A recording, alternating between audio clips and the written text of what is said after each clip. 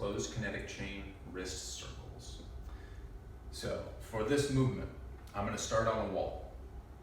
What I'm going to do is I'm going to fix the point at which my middle finger is pointing. So if I'm on a wall, I'm going to take a point, just random point out in space, and I'm going to place my middle finger against it.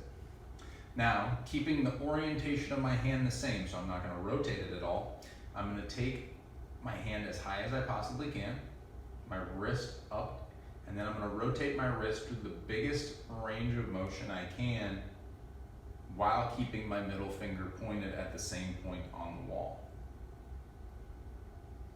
This is a relatively easy way to do this if you have it actually touching the wall.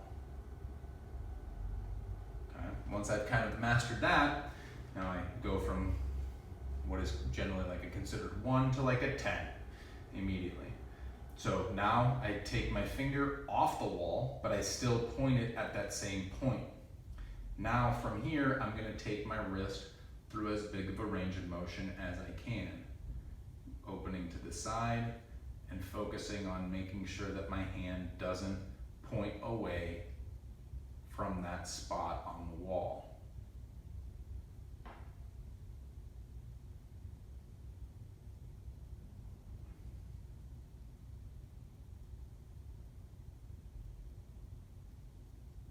Okay.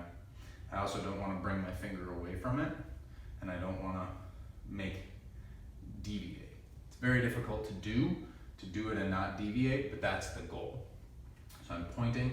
Another big mistake that most people will do once they pull their finger off the wall is they just start rotating their hand throughout the whole thing. Okay? I want to make sure that the plane of my hand stays exactly the same, or at least close. And I'm always pointing at that same spot on the wall, or thereabouts. Closed kinetic chain wrist circles.